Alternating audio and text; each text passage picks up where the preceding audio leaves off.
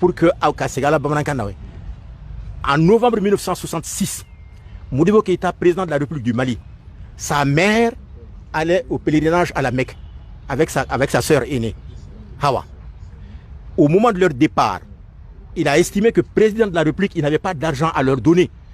Il a envoyé une lettre précisément écrite le 24 novembre 1966 qu'il a remise à sa mère quand elle allait au pèlerinage pour demander à l'ambassadeur du Mali en Arabie Saoudite, Abdulwahab Doucouré, de lui prêter 60 000 francs maliens à remettre à sa mère, et à la fin du mois, quand il va avoir son salaire, il va lui rembourser ça. Voilà ce que Modibo a fait, président de la République du Mali.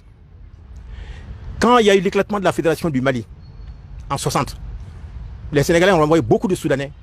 D'autres aussi ont accepté de venir parce que vraiment ils avaient estimé que ça a été un affront contre le Soudan. Ils sont rentrés. Le quartier qu'on appelle Wolfobou, là, c'est là-bas que les premiers ont résidé. C'est pourquoi on appelle Wolfobou, c'est-à-dire le quartier des Wolofs. Ce sont les Soudanais qui ont été renvoyés du Sénégal qui sont venus.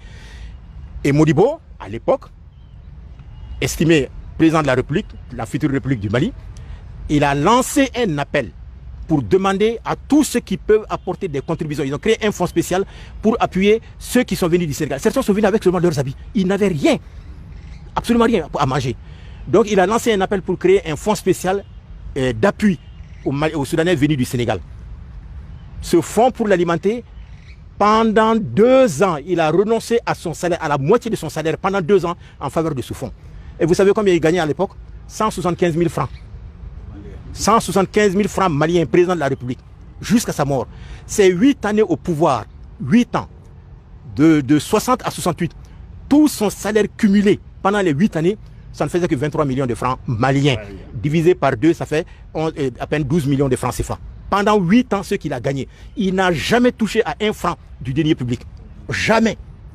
Mais aujourd'hui, vous voyez, le président qui est parti, il avait 150 millions, prime seulement, hein, ses indemnités de défense mensuelles. Chaque mois, ça n'a rien à voir avec son salaire. Son salaire, c'était près de 4 millions de francs CFA.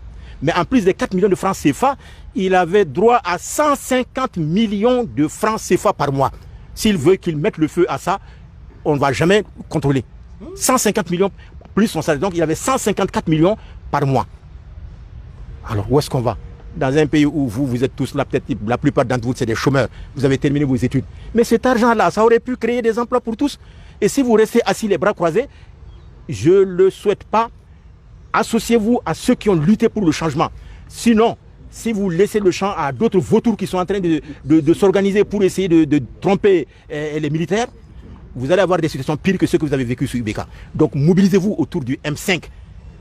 Mobilisez-vous autour du M5 pour que jamais au Mali on ait à notre tête des gens qui ne songent qu'à eux-mêmes, qu'à leur famille, plutôt qu'au pays. Donc moi je pense que s'il y a un message à vous lancer, à donner, c'est un peu ça, hein, vraiment.